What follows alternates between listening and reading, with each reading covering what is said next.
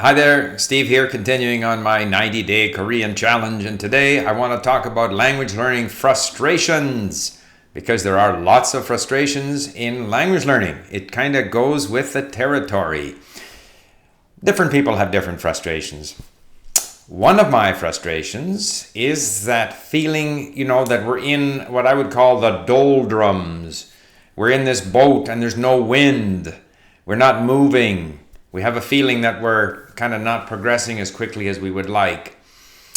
Every day I plow through content, I listen, I read. Another frustration is I don't have enough time. As it is, if I get in today, I think I got in 2 hours.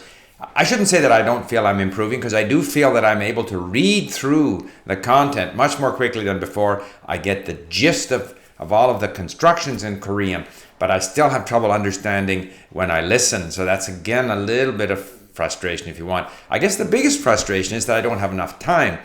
My wife had her foot operation, so she's got this great big boot on her foot. She can't put weight on it. She has to have her foot up all the time. So I do all the cooking, all the cleaning, everything.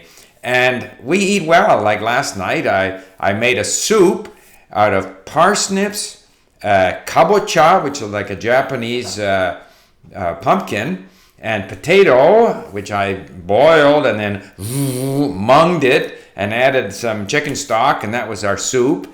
And then I had a salmon. Last night I had my daughter-in-law's stew left over from the other evening, so we had that. But tonight I got to make a salmon.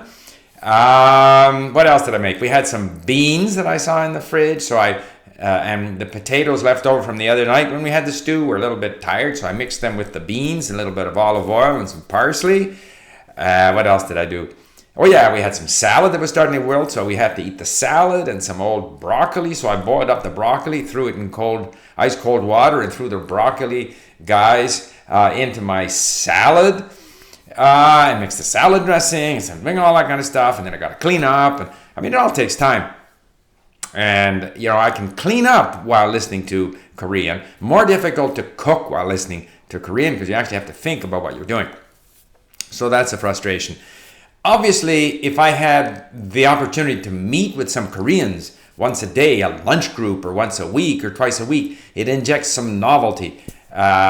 Speaking online is okay, but I think in any kind of a speaking situation, I like it to be natural, meaningful. If I have the feeling that I'm just talking to someone for the sake of creating conversation, that doesn't turn my crank. Whereas if I have a group of cronies, Koreans that I met once or twice a week, and we just talked about whatever, including the latest in Korean politics, like this sad controversy that I'm learning about, that would be good. That would stimulate me a bit.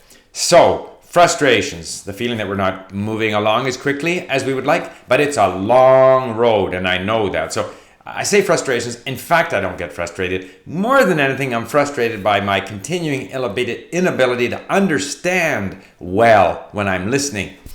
But the only thing to do when we face these frustrations is to remember again how many times I've overcome these problems in other languages. So I just have to stay with the program. Somebody here asked the question, what do I do? I understand these words, and then when I go to use them, I can't remember them. Of course you can't remember them. And you just have to be confident that eventually things will fall into place, and eventually they do. But it does take a long time. So, I have to put out a video every day, or I told myself I would.